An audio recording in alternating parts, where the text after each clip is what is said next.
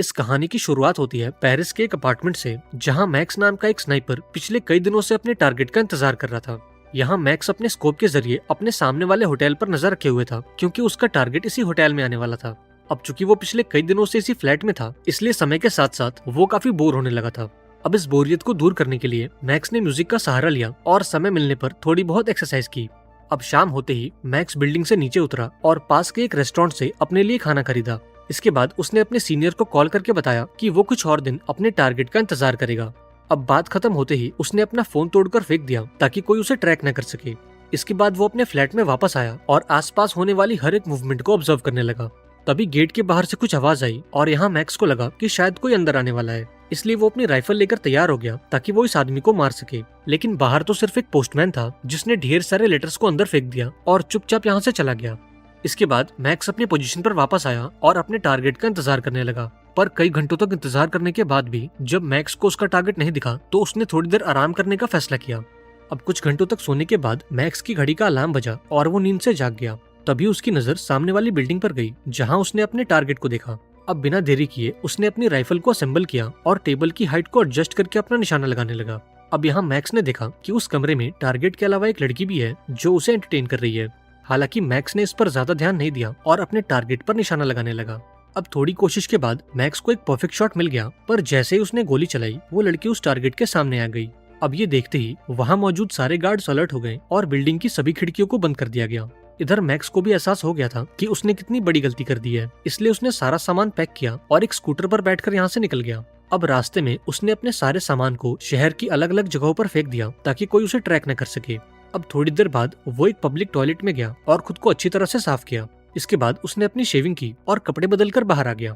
इसके बाद उसने एक टैक्सी बुक की और फटाफट से एयरपोर्ट पहुंचा। लेकिन अंदर जाने से पहले उसने अपना सारा सामान और पास पड़ी एक बंदूक को डस्टबिन में डाल दिया। इसके बाद वो एयरपोर्ट के अंदर गया, जहां चेक इन काउंटर पर उसने कुछ पुलिस वालों को देखा। अब ये देखते ही वो फौरन लाइन से बाहर आ गया और एयरपोर्ट के टॉयलेट में जाकर खुद को दोबारा से साफ किया। तभी मैक्स के बॉस ने उसे कॉल किया और यहाँ मैक्स ने उसे पूरी बात बताई। यहाँ मैक्स का बॉस कहता है कि हमारा क्लाइंट तुमसे काफी नाराज है क्योंकि तुम उस आदमी को नहीं मार पाए और तुम्हारी इस गलती के चलते उस टारगेट ने अपनी सिक्योरिटी को और बढ़ा दिया है और अब उसे मार पाना लगभग इम्पॉसिबल है। अब इन बातों को सुनकर मैक्स को भी थोड़ी टेंशन हुई, पर फिर उसने खुद को शांत किया और बात खत्म होते ही अपना फोन तोड़कर फेंक दिया। इसके बाद उसने डोमिनिका जाने वाले एक प्लेन को बोर्ड किया और अपने घर की ओर निकल गया। अब जब मैक्स प्लेन में था तब उसकी नजर एक आदमी पर गई जो उसे घूरे जा रहा था। अब यहाँ मैक्स को लगा कि शायद ये बंदा भी एक हिटमैन है और उसने इसे मारने का कॉन्ट्रैक्ट लिया है। अब प्लेन लैंड होते ही मैक्स ने एक होटल में चेक इन किया और अपने रूम के दरवाजे पर एक जाल बिछाने लगा ताकि अगर कोई अंदर आने की कोशिश करे तो मैक्स को इस बात का पता लग जाए। इसके बाद उसने टेबल से एक चाकू उठाया और पास मौजूद एक सोफे पर आकर बैठ गया। हालांकि पूरी रात इंतजार करने के बाद भी जब वो आदमी इस कमरे में नहीं आया तब उसे एहसास हुआ कि शायद उससे कुछ गलती हुई है और वो कुछ ज्यादा ही सोच रहा है। इसके बाद वो होटल से बाहर आया और अपने सेफ हाउस की तरफ निकल गया, जो कि शहर से काफी दूर एक समंदर के किनारे पर मौजूद है। पर जैसे ही मैक्स अपने सेफ हाउस पर पहुंचा, उसे अपने मेन गेट पर ढेर सारी जली हुई सिगरेट्स और कुछ जूतों के निशान दिखाई दिए। अब मैक्स फौरन समझ गया कि जब वो घर से बाहर था तब कुछ लोग उसे ढूंढते हुए यहाँ तक आए थे। इसके बाद मैक्स ने अपनी बंदूक निकाली और चुपके से घर में दाखिल हुआ। अब अंदर आकर उसने देखा कि उसके घर का सारा सामान बिखरा पड़ा है और घर में चारों तरफ खून के धब्बे मौजूद हैं। अब ये देखकर मैक्स काफी परेशान हो गया क्योंकि वो अपनी गर्लफ्रेंड को इस घर में छोड़कर गया था। अब इससे पहले कि वो कुछ सोच पाता, उसके फोन पर एक कॉल आई और उसे पता चला कि उसकी गर्लफ्रेंड हॉस्पिटल में एडमिट है। अब मैक्स भागता हुआ हॉस्पिटल पहुंचा, जहां उसकी मुलाकात अपनी गर्लफ्रेंड के भाई से हुई।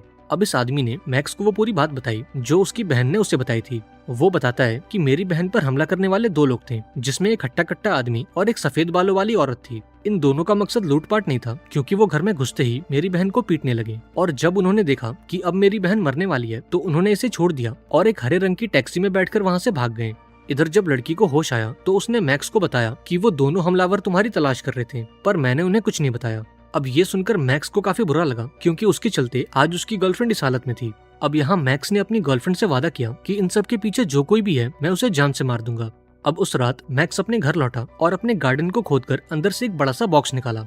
इस बॉक्स के अंदर वो सभी चीजें मौजूद थीं जिन्हें मैक्स एक मिशन पर इस्तेमाल करता है, जैसे कि ढेर सारी पिस्टल्स, अलग अलग देशों के पासपोर्ट्स, थोड़े बहुत पैसे और कुछ सैटेलाइट फोन्स।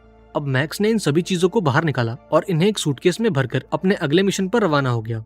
अब एक लंबी छानबीन के बाद उसने उस हरी टैक्सी वाली कैब कंपनी का पता लगा लिया और थोड़ी रिसर्च करने पर यह पता चला कि इन टैक्सियों को राइड से पहले एक ऐप के जरिए बुक किया जाता है। अब उस रात मैक्स उस कैब कंपनी के ऑफिस पहुंचा और चुपके से बिल्डिंग के अंदर चला गया। इसके बाद उसने कैब कंपनी के डेटाबेस से ये पता लगाया कि उस दिन जो टैक्सी उसके घर पर गई थी उस टैक्सी को कौन चला रहा था।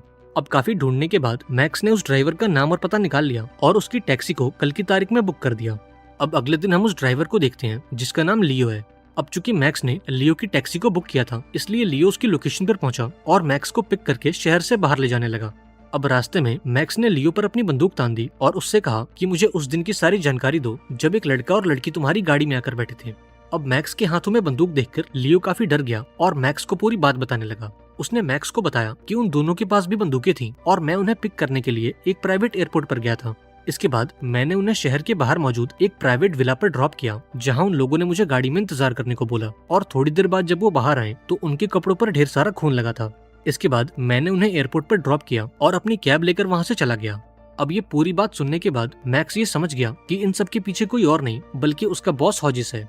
दरअसल मैक्स अपने पिछले मिशन में फेल हो गया था, इसलिए हॉजिस ने उसे मारने के लिए अपने 2 लोगों को उसके घर भेजा था। लेकिन जब मैक्स उन्हें घर पर नहीं मिला तो उन्होंने मैक्स के बजाय उसकी गर्लफ्रेंड को मारा। अब ये सब जानने के बाद मैक्स न्यू ऑर्लिन्स नाम के एक शहर पहुंचा, क्योंकि उसका बॉस हॉजिस यहीं रहता है। अब शहर में आने के बाद उसने एक वैन को किराए पर लिया और उसके नंबर प्लेट को चेंज कर दिया। अब अगली सुबह मैक्स एक सफाई वाला बनकर हॉजिस के ऑफिस के बाहर पहुंचा और सही मौके का इंतजार करने लगा। अब थोड़ी देर बाद उसे एक कुरियर कंपनी की गाड़ी दिखाई दी और इस मौके का फायदा उठाकर वो कुरियर बॉय के पीछे पीछे बिल्डिंग में घुस गया। अब अंदर आते ही वो सबसे पहले डोलोरेस नाम की एक लेडी से मिला, जो उसे देखकर काफी घबरा गई और उसे लेकर हॉजिस के ऑफिस में चली गई। अब मैक्स के कहने पर डोलोरेस ने हॉजिस को बांध दिया और फिर मैक्स ने डोलोरेस को वॉशरूम में लॉक कर दिया। इसके बाद उसने हॉजिस से पूछा कि मेरी गर्लफ्रेंड पर हमला करने वाले लोग कौन थे। इस पर हॉजिस कहता है कि चूंकि तुम उस मिशन को पूरा नहीं कर पाए, इसलिए क्लाइंट तुमसे काफी नाराज था और इसलिए उसने तुम्हें मारने का कॉन्ट्रैक्ट दिया ताकि ये बात यहीं दब जाए। अब यहाँ मैक्स ने हॉजिस से उस क्लाइंट का नाम पूछा, लेकिन हॉजिस ने उसे कुछ भी बताने से इनकार कर दिया। अब गुस्से में आकर मैक्स ने हॉजिस के सीने पर एक नीलगन चला दी, जिससे उसकी मौके पर ही मौत हो गई। इसके बाद उसने हॉजिस की बॉडी को ट्रैश कैन में डाला और दोबारा से डोलोरेस के पास गया। अब यहाँ डोलोरेस ने उससे एक डील की, जिसके मुताबिक वो मैक्स को उन लोगों का नाम और पता दे देगी, पर इसके बदले में मैक्स को उसे छोड़ना होगा। अब मैक्स भी इसके लिए मान गया, जिसके बाद ये दोनों हॉजिस की बॉडी को लेकर बिल्डिंग से बाहर निकले। इसके बाद डोलोरेस मैक्स को लेकर अपने घर गई, जहाँ मैक्स को उन दोनों लोगों का पता चला जो उसे मारने के लिए उसके घर गए थे। इसके साथ ही मैक्स को उस क्लाइंट का नाम भी मिला जिसने उस टारगेट को मारने का कॉन्ट्रैक्ट दिया था। इसके बाद मैक्स डोलोरेस से बात करते हुए बाहर आया और जैसे ही वो सीढ़ियों के पास पहुंचे तो मैक्स ने उसकी गर्दन तोड़कर उसे जान से मार दिया। अब काम खत्म होते ही मैक्स घर से बाहर निकला और शहर के बाहर मौजूद एक सुनसान जगह पर गया। इसके बाद उसने हॉजिस की बॉडी को ठिकाने लगाया और अपनी वैन को अच्छे से साफ करके उसके नंबर प्लेट को चेंज कर दिया। इसके बाद मैक्स फ्लोरिडा पहुंचा, क्योंकि उसका अगला टारगेट यही मौजूद है। इस टारगेट का नाम ब्रूट है और ये वही बंदा है जो मैक्स को मारने उसके घर गया था। अब यहाँ मैक्स पूरा दिन ब्रूट की हरकतों पर नजर रखता और उसके डेली रूटीन को ऑब्जर्व करता।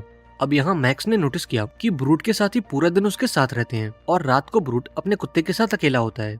इसके बाद मैक्स एक सुपरमार्केट में गया और कुछ नींद की गोलियों के साथ एक मीट का बॉक्स खरीदा। दरअसल मैक्स का प्लान ये था कि वो इन नींद की गोलियों को मीट में मिलाकर उस कुत्ते को खिला देगा और जब वो कुत्ता गहरी नींद में होगा तो वो घर में घुसकर ब्रूट को जान से मार देगा। अब उस रात वो ब्रूट के घर के बाहर पहुंचा और उसके कुत्ते को वो मीट खिला दिया। अब मीट खाने के थोड़ी देर बाद ही ब्रूट का कुत्ता बेहोश हो गया और इस मौके का फायदा उठाकर मैक्स घर के अंदर घुस गया। अब मैक्स पूरे घर में ब्रूट को ढूंढने लगा, पर तभी अचानक से ब्रूट ने उस पर हमला कर दिया। दरअसल ब्रूट को शक हो गया था कि पिछले कुछ दिनों से कोई उसका पीछा कर रहा है और इसलिए वो इस हमले के लिए पहले से तैयार था। अब यहाँ ब्रूट मैक्स पर भारी पड़ने लगा और उसे बहुत ही बुरी तरह से मारा। इधर मैक्स ने भी उसका जमकर मुकाबला किया और ब्रूट को बहुत ही बुरी तरह से घायल कर दिया। अब इस लड़ाई के दौरान ब्रूट को एक गन मिल गई और वो मैक्स के ऊपर गोलियां बरसाने लगा। अब यहाँ मैक्स ने उसे डिस्ट्रैक्ट किया और भागकर एक दूसरे कमरे में चला गया, लेकिन इससे पहले कि ब्रूट उस पर गोली चलाता, मैक्स ने दरवाजे के उस पार से ब्रूट पर कई गोलियां चलाई।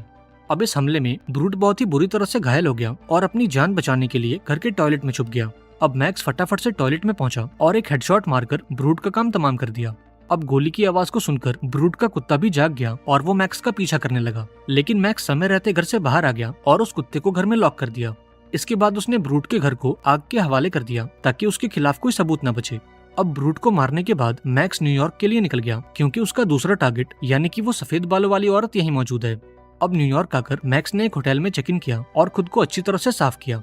इसके बाद वो उस लेडी की तलाश में निकल गया जिसका निकनेम दी एक्सपर्ट था। अब अगले कई दिनों तक ढूंढने के बाद मैक्स को उस लेडी का पता लग गया और वो उसका पीछा करने लगा। अब रेड लाइट पर इन दोनों की गाड़ियां आमने सामने आ गईं और यहाँ मैक्स के पास उस लेडी को मारने का सबसे अच्छा मौका था।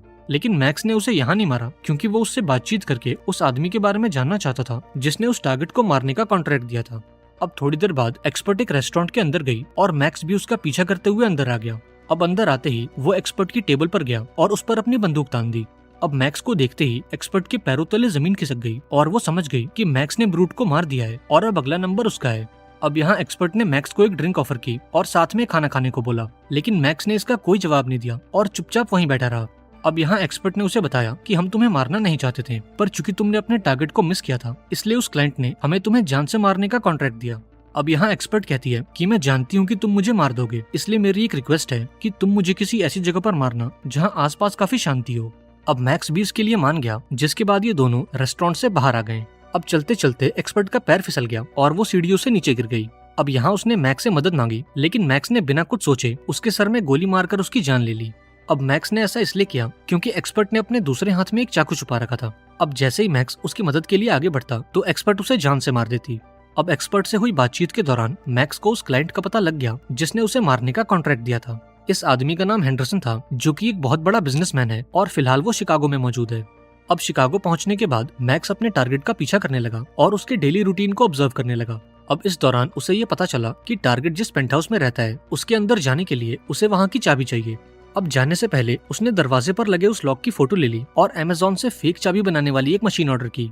इसके बाद वो उस जिम में गया जहाँ उसका टारगेट यानी कि हेंडरसन अपना वर्कआउट करने जाता है। अब यहाँ मैक्स ने भी इस जिम की मेंबरशिप ले ली और जब हेंडरसन अपना सामान लॉकर रूम में छोड़कर वर्कआउट करने गया तो मैक्स ने लॉकर से उसका वॉलेट निकाला और चाबी बनाने वाली मशीन के जरिए उसके पेंट हाउस की एक नकली चाबी बना ली। अब उस रात मैक्स हेंडरसन के अपार्टमेंट में गया और उस नकली चाबी का इस्तेमाल करके उसके पेंट हाउस में घुस गया। अब मैक्स को अपने घर में देखकर हेंडरसन उसे एक चोर समझ बैठा और मैक्स से बोला कि फिलहाल मेरे पास तुम्हें देने के लिए कुछ नहीं है। अब मैक्स ने इन बातों का कोई जवाब नहीं दिया और हेंडरसन को हॉजिस का कार्ड दिखाया। अब इस कार्ड को देखने के बाद हेंडरसन ने मैक्स से पूछा कि क्या तुम वही आदमी हो जिसका टारगेट उस दिन मिस हुआ था। इस पर मैक्स ने उसे हाँ में जवाब दिया, जिस पर हेंडरसन ने उसे बताया कि मैंने हॉजिस को अपने एक राइवल को मारने का कॉन्ट्रैक्ट दिया था और चूंकि मैंने ये काम पहली बार किया था इसलिए मुझे इस बारे में कोई जानकारी नहीं थी। अब उस दिन जब तुमने अपने टारगेट को मिस किया तब हॉजिस ने मुझे कॉल करके बताया कि तुम्हारा टारगेट मिस हो गया है। अब ये सुनकर मैं काफी डर गया क्योंकि मेरा राइवल जरूर ये जानने की कोशिश करेगा कि उस पर वो हमला किसने करवाया था। अब इसी बीच हॉजिस मुझे कॉल करके ब्लैकमेल करने लगा कि अगर मैं उन सारे सबूतों को मिटाना चाहता हूँ तो मुझे उसे और पैसे देने होंगे। अब चूंकि मैं काफी डर गया था इसलिए मैंने हॉजिस को वो सबूत मिटाने के लिए और पैसे दे दिए और उन सारे सबूतों को मिटाने के चक्कर में शायद उसने तुम्हें भी मारने की कोशिश की। अब ये सब सुनने के बाद मैक्स को यकीन हो गया कि उसकी गर्लफ्रेंड के साथ जो भी हुआ उसमें हेंडरसन का कोई हाथ नहीं था और इसलिए उसने हेंडरसन की जान बख्श दी। लेकिन जाते जाते उसने हेंडरसन से बोला कि तुम तक पहुंचना बहुत आसान है, इसलिए अगर आज के बाद तुमने मेरे बारे में कुछ भी जानने की कोशिश की या फिर मेरी फैमिली को नुकसान पहुंचाया तो मैं तुमसे मिलने जरूर आऊंगा। और इतना कहकर मैक्स वहाँ से चला गया। इसके बाद वो डोमिनिका वापस आया और अपनी गर्लफ्रेंड को हॉस्पिटल से डिस्चार्ज करके घर ले गया। अब यहाँ मैक्स ने अपने काम से रिटायरमेंट ले ली और अपनी गर्लफ्रेंड के साथ एक आम जिंदगी बिताने लगा। आई होप आपको आज की कहानी पसंद आई होगी। अगर आपको ये वीडियो अच्छी लगी हो तो इसे लाइक कर देना और चैनल को सब्सक्राइब करके कमेंट में एक प्यारा सा मैसेज छोड़ देना। मिलते हैं एक नई वीडियो में, पर तब तक के लिए be safe and keep chilling.